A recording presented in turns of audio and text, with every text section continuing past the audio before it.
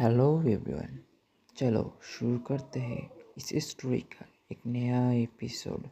और तुम सब तुम्हारे कानों में ईयरफोन ज़रूर से लगा लेना, क्योंकि स्टोरी को अच्छी तरह समझने के लिए ईयरफोन ज़रूरी है। और चलो शुरू करते हैं एक नया सफ़र। ठाकुर हवेली में विसर्जन से एक दिन पहले बहस चिड़िया हुई थी अथर्व और सभी लोगों में। अथर्व चिल्लाते हुए बोला, ये गलत है, मैं भी जाऊंगा सबके साथ कल मूर्ति विसर्जित करने। सबने खेल बना दिया है, अर्थ यहाँ नहीं जाएगा वह नहीं जाएगा। अरे उसे पंडित ने ये तो नहीं कहा था ना कि मैं गणपति को विसर्जित करने नहीं जा सकता। तो प्रीतम जी ने कहा परसों पूर्णिमा है, हवन हो जाएगा, उसके बाद तुझे जहाँ जाना है चले जाना, और इस बार में और तेरी माँ ही तेरे साथ हवन में बैठेगी, ना कि कोई और। प्रीतम जी ने कनखियों से राकेश को देखकर कहा तो राकेश बुरी तरह से तिलमिला गया। तभी मीनल जी बोली, अर्थ बेटा तुझे विसर्जन ही देखना है ना, तो तू अगले साल आ जाना, हम अगले साल भी गणपति जी को ले आएंगे। और हाँ, आरती, ध्रुविका और आराध्या भी नहीं जाएगी हमारे साथ। तो आराध्या बोली, पर दादी। तो प्रिया जी बोली, माँ जी ठीक कह रही है आराध्या बेटा, वहाँ काफी भीड़ होगी, अगर तुम में से किसी को धक्का वक्का मार दिया किसी ने तो, इसलिए तुम तीनों घर पर रहो, यही अच्छा है। और तुझे तीनों का ध्यान रखना है तेरी जगह में, और तेरे पापा चले जाएंगे साथ ही अक्षत भी। अथर्व वहां से उठकर दूसरे सोफे पर जाकर बैठ गया और बोला, मैं किसी से बात नहीं करूंगा। तभी देविल जाग गया और अथर्व से बोल, अर्थ फिक्र मत करो, उल्टा अच्छा ही है, तुम इन सब के जाने के बाद यहाँ से निकल सकते हो। तो अथर्व बोला, मुझे भी यही ठीक लगता है, मैं तो बस थोड़ा सा नाटक कर रहा था, अगर शांति से मन जाता तो सबको शक हो जाता। तभी प्रीतम जी उसके पास आकर बैठ गए और बोले, परसों हवन के बाद में तुझे पैसा पार्टी दूंगा, साथ ही बर्गर और चाउमीन भी। अथर्व की आंखें ये सुनकर चमक उठी और वह प्रीतम जी से लिपटते हुए बोला, ठीक है पापा। खाने के नाम से अथर्व को मानते देख सब ने अपना सर हिला दिया। तो अक्षत बोला, दादी क्या लक्ष्य और बाकी सबको भी बुला ले। तो मीनल जी बोली, बेटा सभी को बुला लेना। अथर्व का फोन बज तो उसने देखा निर्भय का फोन था, तो वह बोला, मैं निर्भय और बाकी सबको भी आने के लिए कह देता हूँ। वह बाहर गार्डन में आया और इधर उधर देखते हुए बोलो निर्भय कुछ पता चला? तो निर्भय बोलकर, अंधेरे में बम का पता चल गया है, बम अभी एक्टिवेट नहीं हुआ था इसीलिए हमने उसे डिस्ट्रॉय कर दिया, अब हम गिरगांव चौपाटी वाले तट के आसपास देखने जा रहे हैं। तो अथर्व बोला, वेरी गुड, तुम लोग और बम डिफ्यूजिंग वालों को बुला लो और चारों तरफ फैल जाना, कल यहाँ पर तो मैं देख लूंगा। अथर्व ने फोन काट दिया और अपने आदमियों से पूछने लगा कि बीच के आसपास उन्हें कुछ मिला या नहीं। तो उनका जवाब था, वह लोग अभी सर्च कर रहे हैं। अथर्व ने फोन काट दिया और वापस हवेली के अंदर आ गया। ध्रुविका की तबीयत ठीक नहीं थी, आयुष उसे अस्पताल लेकर जा रहा था, रोहिणी भी उनके साथ जा रही थी। अथर्व प्रिया जी से बोल, माँ आप भी चली जाए। तभी रजनी बोले, अथर्व मैं साथ चली जाती हूँ, आंटी आराध्या के पास रुक जाएगी। अथर्वा ने सर हिला दिया था, उसे रोहिणी पर 1% पर भरोसा नहीं था। उसने राकेश की तरफ देखा जो उसे ही घूर रहा था। अथर्व ने उसे इग्नोर कर दिया और जाकर प्रीतम जी से बोल, पापा चलिए शतरंज खेलते हैं। प्रीतम जी उसके साथ खेलने लगे और अक्षत को अपना लैपटॉप दे दिया, जिसका मतलब अक्षत काम करेगा, तो वह चुपचाप काम करने लगा। राकेश और बाकी सब ऑफिस चले गए। दोपहर को आयुष ध्रुविका को लेकर घर आया, उसके और ध्रुविका के चेहरे पर बहुत चिंता झलक रही थी। रोहिणी और रजनी भी टेंशन में लग रही थी। आयुष ध्रुविका को लेकर कमरे में चला गया, वहीं बाकी सब रोहिणी और रजनी को देख रहे थे कि क्या हुआ है, डॉक्टर ने क्या बताया। तो अथर्व रजनी से बोल, क्या बात है गजनी डार्लिंग, ध्रुविका और उसे कनखजूरे का चेहरा इतना क्यों उतरा हुआ है? तू रजनी बोली, एक्चुअली ध्रुविका काफी वीक है, डॉक्टर कह रहे हैं कि बच्चा समय से पहले हो सकता है, जो कि नहीं होना चाहिए, इससे ध्रुविका और बच्चा दोनों को ही खतरा हो सकता है। तभी से ध्रुविका बहुत टेंशन में है, उसे इतना स्ट्रेस नहीं लेना चाहिए। तो अथर्व बोला, मैं अभी उसका स्ट्रेस भगा कर आता हूँ। वही आयुष ने ध्रुविका को बेड पर लेटाया और कहा, ध्रुवी तुम परेशान क्यों हो रही हो, इससे तो तुम्हारी तबीयत और खराब हो जाएगी। तभी अथर्व कमरे में घुस गया और कहा, ध्रुवी। तभी आयुष अथर्व पर भड़कते हुए बोला, अथर्व तुम्हें मैनर्स नहीं है, किसी के कमरे में बिना नोक किए घुस आते हो? तो अथर्व बोला, मुझ में कोई मैनर्स नहीं है, मुझे अपनी बहन से बात करनी है, तो जाओ तुम और मैनर्स सीख लो जाकर। अथर्व ने उसे कमरे से बाहर निकाल दिया और ध्रुविका के पास बैठते हुए कहा, ध्रुवी क्या बात है, तुम इतनी परेशान क्यों हो रही हो, कुछ और बात है तो मुझे शेयर करो। तो ध्रुविका बोली, भैया मुझे बहुत बुरे बुरे सपने आते हैं, कभी आपको लेकर तो कभी इनको लेकर और कभी कभी तो बच्चे को लेकर भी। भैया आपके यहाँ किसी को कुछ होगा तो नहीं ना। तो अथर्व उसे समझाते हुए बोला, मेरे रहते किसी को कुछ नहीं होगा ध्रुवी। तभी ध्रुविका बोली, भैया जब 3 साल पहले हमारे साथ वह हादसा हुआ था तब भी मुझे ऐसे ही सपने आते थे और तब मम्मी पापा हमें छोड़कर चले गए थे, मुझे बहुत डर लग रहा है भैया। ध्रुविका अथर्व के गले लगकर होने लगी, तभी अथर्व से चुप करवाते हुए बोला, ध्रुवी चुप हो जाओ, प्रेगनेंसी में ऐसे डरने सपने आते रहते हैं, तुम ऐसे परेशान हो रहे हो तो बेबी भी परेशान होगा। मैं यहाँ से विसर्जन के बाद यानी परसों ही जाने वाला था, लेकिन मैं तुम्हें ऐसे हालात में लोगों के बीच छोड़कर नहीं जाना चाहता। ये 2 महीने सिर्फ तुम्हारे लिए रख रहा हूँ मैं यहाँ पर। अब तुम इस स्टेज पर आकर अपने बच्चे को नुकसान पहुँचा होगी तो इन सब का दोषी साइड में ही रहूँगा।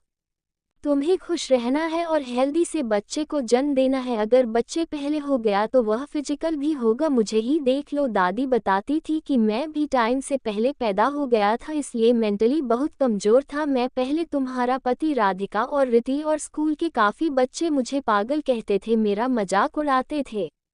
इसे ही तंग आकर मैं खुद को सबसे अलग कर लिया था और वही वक्त था जब डेविल का जन्म मेरे अंदर हुआ था। डेविल पहले मुझ पर काफ़ी हावी रहता था, मुझे सब पर हमला करने के लिए उकसाता था। मैंने 1-2 बार तुम्हारे ससुर पर भी अटैक किया था, यह मेरे दिल्ली जाने से पहले की बात है। अगर उसे टाइम इन सब लड़कों ने मुझे ना काबू किया होता तो शायद मैं आज तुम्हें यहाँ बैठकर समझा नहीं रहा होता। यह मेरी किस्मत थी जो अक्षत और माँ पापा मुझे मिल गए और मुझे नहीं जिंदगी की ओर ले गए। तुम एक और अथर्व को पैदा करो, ऐसा मैं नहीं चाहता, क्योंकि इस घर में कमियों वाले लोगों को पसंद नहीं किया जाता।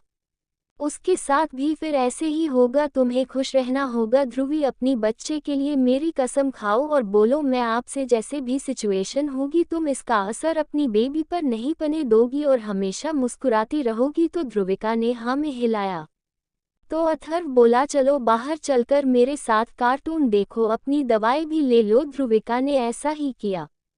वही आयुष बाहर सोफे पर बैठ गया। तभी मोहन जी ने कहा, तुम ऑफिस नहीं जाओगे क्या? तो आयुष बोल, नहीं, ध्रुविका को ऐसी हालत में छोड़कर मैं कहीं नहीं जा रहा, मेरा काम में मन नहीं लगेगा। तो प्रीतम जी भी बोले, तुम्हें ऐसा ही करना चाहिए, काम तो बाद में भी हो जाएगा। मोहन जी चुप हो गए। तभी अथर्व ध्रुविका को लेकर टीवी के सामने सोफे पर लेटने के लिए बोला और टीवी पर शिनचैन लगा कर बुलाए, ये देखो और प्ले करो कि तुम्हें ऐसा ही बेबी हो जाए जो सबके धुएं निकाल दे।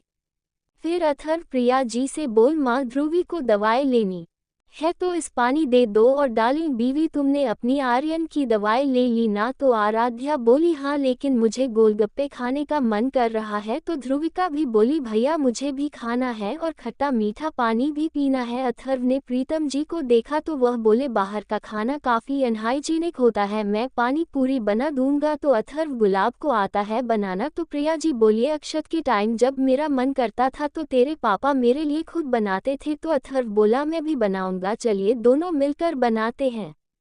बस फिर क्या था, दोनों किचन में घुस गए। आयुष भी चला गया उनके पास। तो मोहन जी अक्षत से बोले, तुम क्यों रुके हो, तुम भी जाओ। तो अक्सर बोला, पापा और अथर्व है तो मैं उनकी जगह काम कर रहा हूँ ना, इसलिए। वही किचन में जहाँ प्रीतम जी सूजी छान रहे थे, वही आयुष पानी बनाने के लिए सामान निकल रहा था और अथर्व बर्तनों को उठा उठा कर देख रहा था कि पूरी किस में तलनी है। तभी आयुष ने एक कढ़ाई प्रीतम जी को दी, जिसे उन्होंने गैस पर चढ़ा दिया। वही बाहर मीनल जी प्रिया जी से बोली, क्या वह वहाँ दिल्ली में भी ऐसे ही रहते हैं? तो प्रिया जी बोली, जी माँ जी।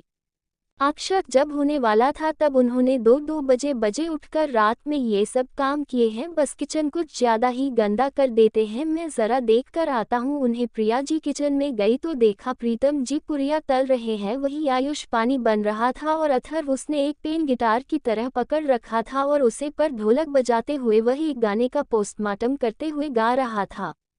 बीवी के नौकर और गोलगप्पे तल दो, बीवी के नौकर गोलगप्पे डाल दो, भूख लगी है मेरी बीवी को, इसकी बीवी को, आपकी बहू को भूख लगी है। प्रिया जी वहां से हंसते हुए वापस आकर सबके पास बैठ गई और किचन का हाल सुनाने लगी, जिसे सब लोग भी हंसने लगे। ठाकुर हवेली में अथर्व ने किचन में हुड़दंग मचाया हुआ था। जब सारा काम निपट गया तब अथर्व ने थाली से आटा पूछकर अपने माथे और गालों पर लगा लिया तो प्रीतम जी बोले, इसे लगाने से तो गोरा नहीं होने वाला। तो अथर्व गोलगप्पे की थाल उठाकर भागते हुए बोला, मैं अब बाहर जाकर सबको बताऊंगा कि यह सब मैंने बनाए हैं। आयुष हंसने लगा तो प्रीतम जी उसके सामने से पानी उठाकर भागते हुए बोले, चिलगोजा मुझ पर हंसता है। आयुष का मुंह खुल गया, वह अपना पर पटकते हुए उनके पीछे चला गया। वही अथर्व ने अब तक खुद को पानी पूरी वाले के किरदार में पूरी तरह से ढाल लिया था। वह ध्रुविका से बोला, आए मैडम, कितने की प्लेट बना? एक प्लेट 30 रुपए की है। तो प्रिया जी बोली, बेटा तू हमसे भी पैसे लेगा? तो अथर्व बोला, आपको और दादी को मुझे पपिया देनी होगी, बाकी सबको पैसे देने होंगे ताकि कल मैं सबके जाने के बाद पिज्जा मंगा कर खा सकूं। तो आयुष बोल, लेकिन तूने किया है ये सब तो मैं और अंकल ने बनाया है, तूने तो बस एक अच्छे खासे गाने का मदद किया है। तो अथर्व बोल, तेरी मेहनत का मेहनत आना, मैं तेरी बीवी को फ्री खिलाकर चुकता कर दूंगा, चल भाग यहाँ से।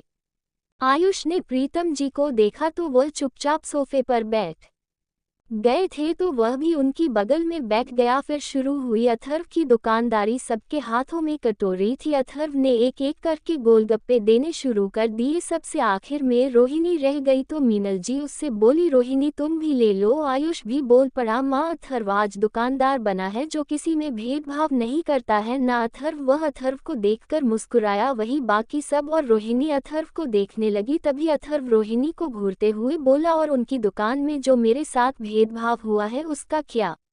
अथर्व की बात सुनकर रोहिणी और बाकी सब जो खुशी खुशी गोलगप्पे खा रहे थे उन सब का मुंह उतर गया। रोहिणी कटोरी नीचे रखने लगी। वही अथर्व ने जब सबके चेहरे उतरे हुए देखे तो उसने कहा, ठीक है मैं इन्हीं गोलगप्पे दे दूंगा, लेकिन मैं इनका एक्स्ट्रा चार्ज लूंगा। सब लोग खुश हो गए। तभी आयुष भी बोला, ठीक है मैं उनके पैसे दे दूंगा, माँ ले लीजिए। रोहिणी ने हिचकिचाते हुए अपनी कटोरी आगे बढ़ाई तो अथर्व कटोरी में गोलगप्पा रखते हुए बोला, इनको एक गोलगप्पे का मैं लूंगा 1 करोड़ रुपए। अथर्व की बात सुनकर जहां सब की आंखें फैल गई, वही आयुष जो पूरी खा रहा था उसे जोरदार खांसी हो गई। प्रीतम जी ने उसे हंसते हुए पानी पिलाया और अथर्व से बोल, बेटा हीरे का गोलगप्पा बेच रहे हो क्या? तभी राकेश और बाकी सब वहां आ गए। उन्हें इतनी जल्दी कंपनी से आते देख मोहन जी ने पूछा तो रंजीत बोला, कल गणपति जी जा रहे हैं तो हमने सोचा कि उनके साथ ज्यादा टाइम बिता ले, लेकिन यहाँ पर क्या हो रहा है? सबने सवाल या नजरों से सबकी तरफ देखा तो आरती बोली, चाचा जी हमारे गोलगप्पे खाने का मन था तो प्रीतम अंकल जी ने ढेर सारे गोलगप्पे बना दिया जिन्हें अथर्व थैली वाला बनाकर बेच रहा है, लिए आप लोग भी? तो अथर्व भी बोला, हाँ हाँ लिए, और मुझे मालामाल कर दीजिए।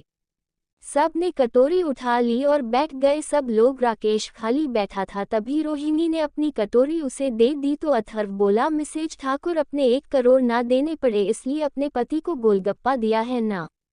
तभी आयुष बोल, 50 रुपए इनकी प्लेट के, इससे ऊपर 1 रुपया नहीं। आदित्य और राकेश अथर्व को रोहिणी के साथ बात करते देखकर हैरान थे। वही अथर्व ने एक और पूरी राकेश की कटोरी में डाल दी। उसके बाद सबने पेट भर पानी पूरी खाए और अथर्व पैसे गिरने लगा तो उसके पास 700 रुपए हो गए थे। वह खुश होते हुए बोला, वह मजा आ गया पापा, माँ पकड़िए इन्हें आपसे ले लूंगा। और उनकी सारे पैसे प्रिया जी को दे दिए और अभी आता हूँ कर कमरे में चला गया क्योंकि उसका फोन वाइब्रेट हो रहा था। वह कमरे में आए तो उसके आदमी का फोन था। अथर्व ने कॉल बैक किया तो वह आदमी सामने से बोलकर, बम मिल गया है, बीच से वह 4 घंटे से एक्टिवेट था, उसे डिफ्यूज कर दिया है। अथर्व खुश होते हुए बोला, बहुत अच्छे, एक जगह निर्भय लोग गए हैं तो तुम सब यहाँ जुहू बीच को कंगाल डालो, कल अगर सब ठीक रहा तो तुम सबको 1-1 लाख रुपए दूंगा। तो वह आदमी खुश हो गया और जी सर का कर फोन काट दिया। अथर्व खुद से बोला, मुझे पता है निर्भय और बाकी सब जरूर कामयाब होंगे, बस यहाँ वाला बम मिल जाए, उसके बाद इन लोगों के सरदार को भी ठिकाने समेत बम से उड़ाऊंगा। चलो डेविल, अब हम भी गोलगप्पे खाकर सेलिब्रेट करते हैं। अथर्व अंदर आया और कहा, सब ने खा लिए हैं ना? तो सब ने हाँ में सर हिलाया। तो अथर्व ने कुछ गोलगप्पे धैर्य और रजनी के लिए निकल कर रख दिया और खुद खाने बैठ गया। आरती अथर्व से बोली, अथर्व तुमने आराध्या से तो कुछ भी नहीं दिया? तो अथर्व ने कहा, लूंगा ना परसों सोचूं मैं। अथर्व की बात सुनकर आराध्या अथर्व को घूरते हुए वहां से चली गई। शाम को अथर्व गणेश जी की मूर्ति के सामने बैठा हुआ था। वह सोच रहा था कि क्या मूर्ति में भी बम हो सकता है। उसने आसपास देखा तो सब खुद में लगे हुए थे। वह दबे पांव मूर्ति के पास पहुंच गया और उसे हिलाने की कोशिश करने लगा, लेकिन मूर्ति काफी भारी थी। वह गणेश जी के मुंगेर को उतारने लगा, मुहूर्त निकालने ही वाला था, तभी राकेश की नज़र उसे पर पड़ गई तो वह जोर से बोला, यह क्या कर रहे हो तुम? सबका ध्यान अथर्व पर गया तो प्रीतम जी अथर्व से बोले, बागर बिल्ले क्या कर रहा है इधर? और चौकी से नीचे उतरना ले। एक बप्पा की चौकी पर चढ़ गया तो अथर्व बोला, पापा मैं बस चेक कर रहा था। उसने मुकुट वापस रख दिया जो थोड़ा सा ही ऊपर हुआ था। अथर्व हाल में आ गया था। तब राकेश उसे पर गुस्सा करते हुए बोला, इतना ज्यादा भी बचपन अच्छा नहीं होता समझे, इतना बड़ा हो गया है और यह भी नहीं पता कि चौकी पर नहीं रखना चाहिए। तो प्रीतम जी बीच में बोले, उसे गलती हो गई है ना, उसे पता नहीं था तो बात को खत्म करो। तो अथर्व बोला, एक मिनट पापा, और यू मिस्टर ठाकुर, मैं इतना बड़ा हो गया हो तो आपने मुझे इतना बड़ा नहीं कर दिया, और कल आप लोग क्यों उसे मूर्ति को हवा में उड़कर उठाओगे? तब भी तो चौकी पर रखने पड़ेंगे ना आपको, हूँ आया बड़ा मुझे सिखाने वाला। तब प्रिया जी अथर्व से बोली, अर्थ बेटा ऐसे बप्पा नाराज हो जाते हैं, चल सर झुकाकर माफी मांग उनसे। तो अथर्व गणपति जी के सामने हाथ जोड़कर मन में बोल, गणेश जी मुझे एक मौका दीजिए, इस आदमी की मुझे पैदा करने की कीमत चुकाने का, उसके बाद मैं मुक्त हो जाऊंगा इन लोगों से हमेशा हमेशा के लिए। फिर वह वहां से अपने ऊपर वाले कमरे में चला गया। अथर्व के वहां से जाने के बाद प्रीतम जी राकेश से बोल, जरूरी नहीं है कि बच्चों को हर बार डांट कर ही समझाया जाए, आराम से कह देते तो वह चीरता नहीं। आज कितनी शांति से वह आपसे और आपकी बीवी से पेश आ रहा था, लेकिन वह सही कहता है, लायक ही नहीं है आप उसके। वह बाकी बच्चों की तरह नहीं है, उसे गुस्से की बजाय अगर प्यार से समझाया जाए तो वह जरूर बात मानता है। वही अक्षत अथर्व के पीछे आया तो वह निर्भय से बात कर रहा था। उसे देखकर अथर्व ने फोन काट दिया तो अक्षत बोला, तुझे बुरा लगा होगा ना? तो अथर्व बोला, किस बात का? उस आदमी की हूं, वह मेरे लिए ऐसा है जैसे सबके आगे सपेरा बीन बजाई, तो जहां वह सब उनकी बिन पर नाचता है वहीं में मेरा बस, चलो तुम्हें उसे डस लूं। तो अक्सर हंसते हुए कर हिलाने लगा और कहा, वैसे मूर्ति मैं क्या ढूंढ रहा था तू? तो अथर्व बोल, बस मैं तो चेक कर रहा था कि मुकुट के नीचे बाल बने थे मूर्ति वाले ने या फिर गंजे गणपति को मुकुट पहना दिया है। अथर्व ने बहाना मार तो अक्षत मान गया और फिर दोनों आरती के टाइम तक एक साथ बेड पर पड़े रहे। वही आदित्य सोच रहा था कि वह अथर्व के पास बैठकर उससे बात करने की और उसे समझाने की कोशिश करेगा, लेकिन अक्षत को उसके पास बैठकर बातें करते देखा। वह कुढ़ते हुए वापस लौट गया और बड़बड़ करते हुए बोला, ये लोग हमें उसके पास भी जाने का मौका नहीं देते। फिर शाम के 7 बजे गणेश जी की आरती हुई, जिसमें प्रीतम जी तो मन ही मन अथर्व के लिए माफी मांग रहे थे। प्रिया जी कल का दिन अच्छे से बीतने की प्रार्थना कर रही थी। उसके बाद सपना शांति से दिन किया। अथर्व ने कुछ देर टीवी देखा और फिर आराध्या के पास चला गया। अथर्व आराध्या से बोल, पानी पूरी के सारे पैसे वसूल कर लूंगा परसों। तो आराध्या कुछ सोचते हुए बोली, एक बात बताओ, तुम आंटी से तो गुस्सा हो, इसकी वजह मुझे पता है, लेकिन राधा आंटी उनसे तो तुम कभी बात भी नहीं करते दिखते, ऐसा क्यों? तुम रंजीत अंकल को अपना चुके हो और आंटी को नहीं? तो अथर्व बोला, छोड़ो ना डार्लिंग, तुम भी क्या बेकार की बातें करने लगी हो? तो आराध्या बार बार अथर्व से पूछने लगी। तो अथर्व बोला, क्योंकि वह यहाँ अपने ससुराल की बातें अपने मायके में बात कर आती थी। मिसेज ठाकुर मुझे मारना चाहती थी और मुझे अबॉर्ट करवाने गई थी, यह बात मुझे विक्की ने बताई थी। उसे वक्त मुझे पता नहीं था कि अबॉर्शन का मतलब क्या होता है, तो उसने मुझे एक एनिमेटेड अबॉर्शन प्रक्रिया वाला वीडियो दिखाया था, जिसमें गर्भ में एक छोटा सा बेबी खुश हो रहा था दुनिया में आने के लिए, लेकिन तभी एक कैदी से उसका एक अंग काट दिया गया। वह बच्चा रोते रोते शांत हो गया और आखिर में उसके सर को भी टुकड़ों में काटकर बाहर निकाल लिया गया। अथर्व की बात सुनकर आराध्या अंदर तक सिहर गई।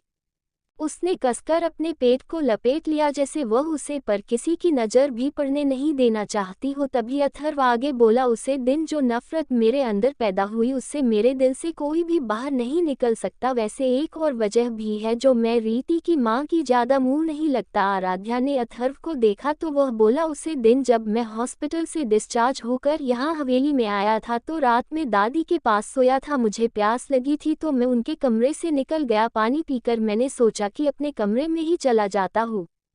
तो रास्ते में मैंने उनके कमरे से रंजीत ठाकुर की दबी लेकिन गुथी हुई आवाज़ सुनी थी। वह उन्हें मुझे गोद लेने के लिए कह रहे थे, लेकिन उन्होंने ये कहते हुए मना कर दिया था कि अगर उन्हें एक और बच्चा चाहिए तो वह अपना खुद का पैदा कर लेगी, ना कि किसी बीमार पागल को पालकर अपने दोनों बच्चों का प्यार उसके साथ बांटेगी। आराध्या ने अथर्व को देखा तो अथर्व बोला, मुझे पता है कि औरतें दूसरों के बच्चे को वह प्यार नहीं दे पाती जो अपने बच्चों के लिए होता है, इसलिए मुझे उनकी बात बुरी नहीं लगी। बस फिर मैं उनसे कभी ज़्यादा क्या थोड़ा भी मेल जोल नहीं बढ़ाया, लेकिन मेरी तीनों मानों ने मेरी सोच बदल दी और ये बताया कि हर औरत इन दो औरतों की तरह नहीं होती। अच्छा हुआ जो मुझे यहाँ गोद नहीं लिया, वरना मैं अपने दादू और माँ पापा और इतना प्यार करने वाले लोगों से नहीं मिल पाता। आराध्या अथर्व के सीने से चिपक गई और बोली, मैंने इतने दिनों से गणपति जी से तुम्हें 7 जन्मों के लिए मांगा है और कल 100 जनों के लिए मांगूंगी। तो अथर्व बोला, तो मतलब मुझे अगले 100 जनों में भी कोई दूसरी आइटम नहीं मिलेगी। आराध्या ने एक मुक्का जमा दिया, उसके सीने पर जाकर बंद करके मुस्कुराने लगी और जल्दी ही सो गई। अथर्व भी कल की प्लानिंग करते हुए सो गया। अथर्व जब सुबह उठा तो आराध्या वहां नहीं थी। उसने टाइम देखा तो 6:30 थे। उसने निर्भय को फ़ोन किया। दूसरी तरफ से निर्भय ने उसे खुशखबरी सुनाई कि तीसरा बम भी मिल गया है। तो अथर्व खुश होते हुए बोला, वेल डन निर्भय, अब बस यहाँ जुहू बीच पर पता चल जाए कि बम कहाँ है। मैं जब सब यहाँ हवेली से विसर्जन के लिए जाएंगे तो उसके बाद तुम लोगों के पास आ जाऊंगा। तो निर्भय बोला, सर आपके परिवार वाले सब खतरे में आ जाएंगे, आपको उन्हें रोक देना चाहिए। तो अथर्व बोला, फिक्र मत करो, उन्हें कुछ नहीं होगा। एक काम करना, मैं तुम लोगों को फ़ोन करूंगा तो मुझे लेने के लिए आ जाना। हम सब आज पुलिस की कस्टडी में बैठे हो ना, आतंकवादियों से ही पता करने की कोशिश करेंगे कि बम कहाँ फिट किया है उन लोगों ने। निर्भय ने जी सर का कर फ़ोन काट दिया। उसके बाद अथर्व वॉशरूम में चला गया। वहीं नीचे आराध्या, ध्रुविका और आरती को प्रिया जी ने हल्का फुल्का नाश्ता करने के लिए कहा तो उन्होंने कहा कि अथर्व आ जाए तो उसके साथ बैठकर वह तीनों नाश्ता करेंगे। कुछ देर में अथर्व भी आ गया और नाश्ता करने लगा। फिर वह मीनल जी से बोल, दादी मूर्ति को कब लेकर जाएंगे? तो एनर्जी बोली, अभी 9 बजे सब पूजा करेंगे, उसके बाद ले जाएंगे। तभी अथर्व का ध्यान एक बार और मूर्ति पर गया। वह बोला, दादी मूर्ति कहाँ से लाए थे, मतलब किस एरिया से पूछ रहा हूँ? तो रंजीत बोला, कंपनी से लौटते समय जो पुराना बाजार पड़ता है ना, वहाँ से लाए थे मूर्ति। गोपाल मूर्तिकार सबसे बड़ी दुकान है, दुकान का नाम भी यही है, हम हर साल वहीं से मूर्ति लाते हैं। तो अथर्व ने सर हिला दिया और फिर मूर्ति की फोटो खींचते हुए बोला, पहले धमाकेदार त्योहार है यह मेरी लाइफ का, जिसमें मेरी डार्लिंग बीवी बनकर मेरे साथ है। कुछ ही देर में ललित जी और बाकी सब वहां आ चुके थे। राकेश ने भी एक छोटा टेम्पो रेंट पर मंगवाया था और उसे मूर्ति रखने के लिए सजाया जा रहा था। अथर्व भी टेम्पो को अच्छी तरह से जांचने लगा। उसने आसपास देखा तो सब इधर उधर के काम में बिजी थे। अथर्व टेम्पो के नीचे घुस गया और चेक करने लगा कि कहीं उसके नीचे तो बम नहीं है। तभी राकेश टेम्पो वाले से बोला, इस टेम्पो को यहाँ से उधर रास्ते पर खड़ा कर दो, मूर्ति वही ले जाएंगे हम। ललित जी और प्रीतम जी भी आपस में बात करते हुए बाहर आ गए थे। ललित जी बोले, ये लड़का अभी भी बाहर आया था लेकिन दिखाई नहीं दे रहा। प्रीतम जी बोले, पता नहीं कल से अजीब हरकतें कर रहा है, कल मूर्ति का मुकुट उतार रहा था, पूछने पर बोलता है कि गणेश जी के बाल देख रहा था, है या नहीं? तभी ललित जी बोले, लेकिन ये गया कहाँ, कहीं भाग तो नहीं गया? तभी वह टेम्पो आगे बढ़ गया और अथर्व नीचे रह गया, जिसे देखकर राकेश जोर से चिल्लाया। आ प्रीतम जी और ललित जी ने पहले उसे देखा और फिर उनकी नज़र अथर्व पर पड़ी, जो नीचे लेटा हुआ टुकुर टुकुर राकेश को घूर रहा था। राकेश चिल्लाते हुए बोला, तुम्हें टेम्पो के नीचे क्या कर रहे थे? अथर्व कुछ नहीं बोला। ललित जी अथर्व को उठाते हुए बोले, नालायक, क्या कर रहा था अभी? अगर वह टेम्पो तुम्हें कुचल देता तो? प्रीतम जी भी अथर्व को चेक करने लगे। अथर्व हंसते हुए बोला, मैं तो बस देख रहा था कि उसके ब्रेक या फिर पाइपलाइन ठीक है या नहीं, मैं अंदर जा रहा हूँ। अथर्व वहां से भाग गया तो प्रीतम जी बोले, देखा, कल से यह ऐसे ही बिहेव कर रहा है। तो ललित जी सोचते हुए बोले, कहीं यह इस टेम्पो के नीचे छिपकर तो हवेली से बाहर जाने का तो नहीं सोच रहा? अथर्व भागकर हाल में आया और ललिता जी के पास उनसे सटकर बैठ गया था कि ललित जी कोई पूछताछ ना करें।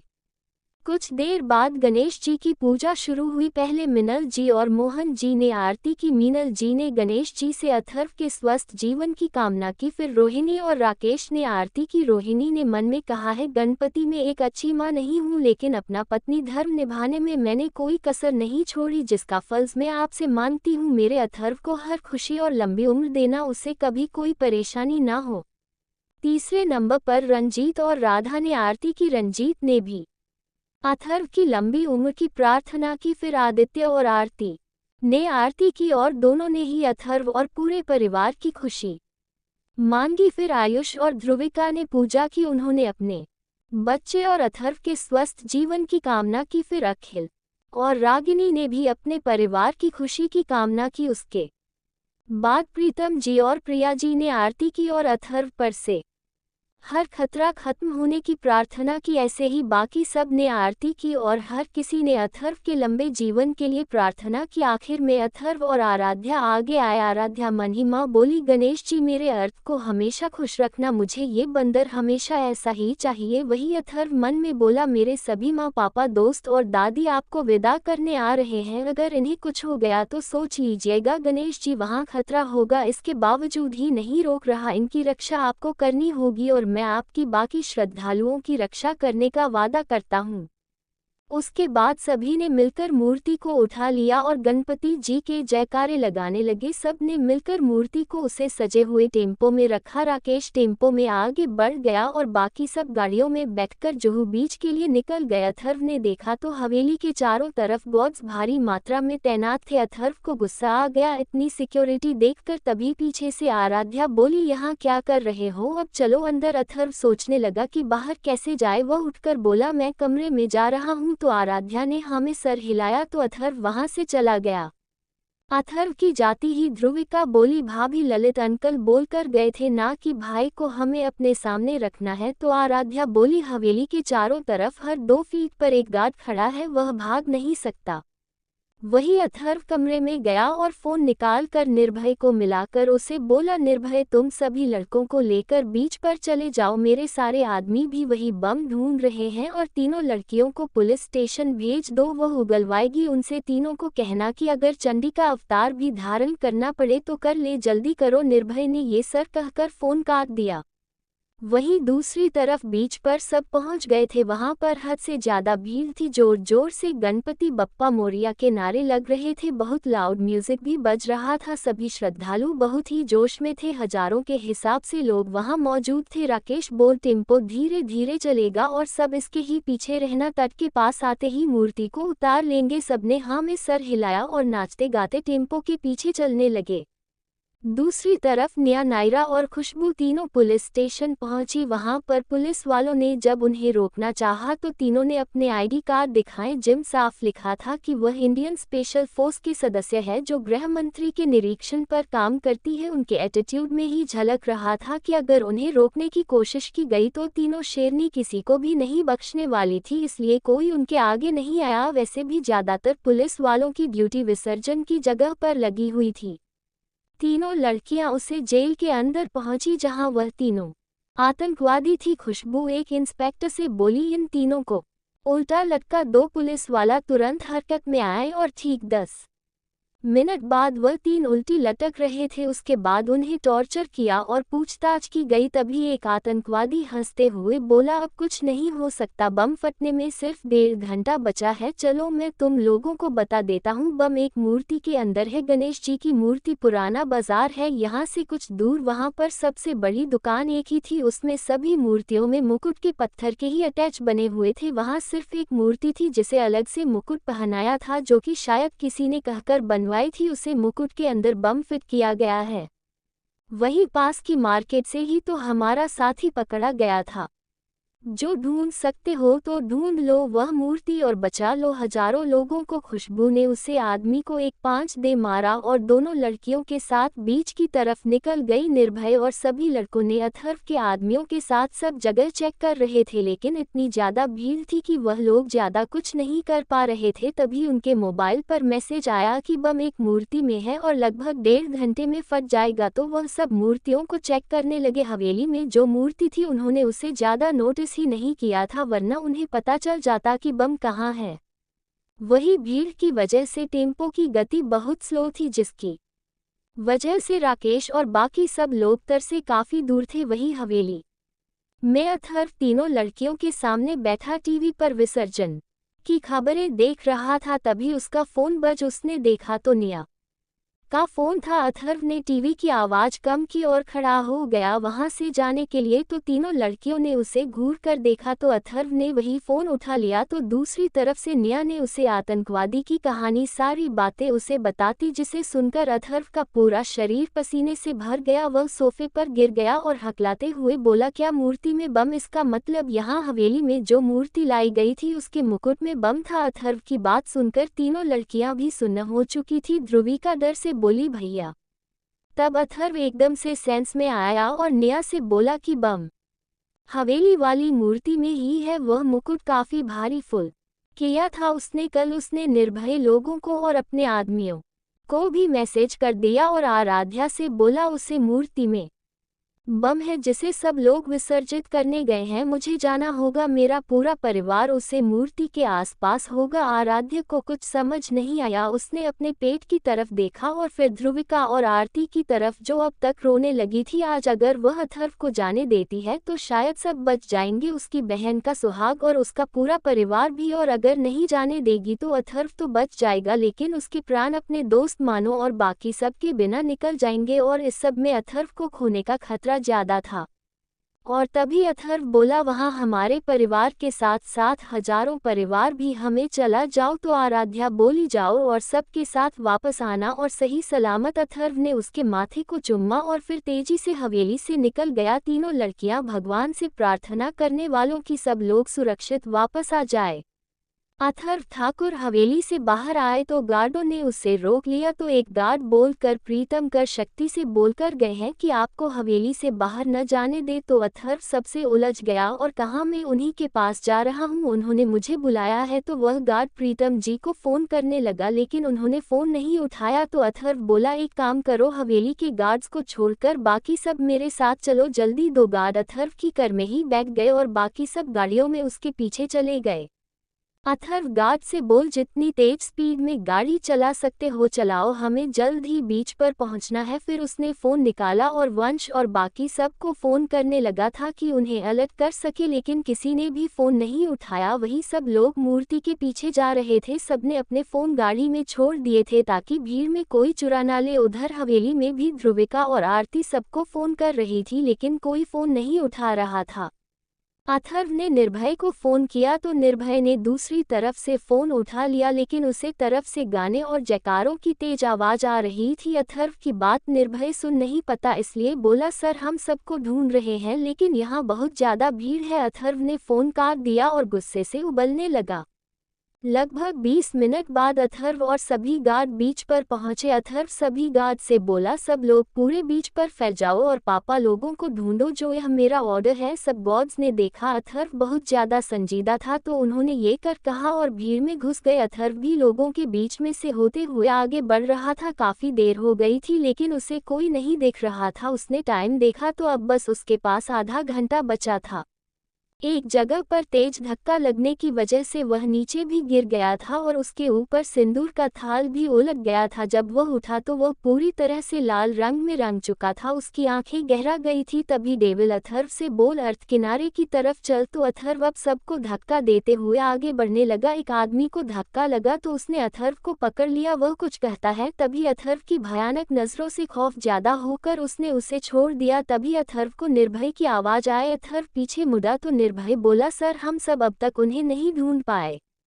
तो अथर्व बोला, किनारे की तरफ चलो, सबको मैसेज कर दो। निर्भय ने ऐसा ही किया और खुद भी अथर्व के पीछे भागने लगा। जल्द ही वह सब किनारे पर पहुंच गए। अथर्व निर्भय को एक तरफ जाने के लिए कहा और खुद दूसरी तरफ दौड़ गया। कुछ लोग मूर्ति विसर्जित कर रहे थे तो कुछ मूर्ति लेकर जा रहे थे। अथर्व ने टाइम देखा तो बस 7 मिनट बचे थे। तभी उसकी नज़र सामने जहां राकेश और सभी लोगों पर पड़ी, उसने सबको मैसेज किया और सभी लोगों की तरफ दौड़ा।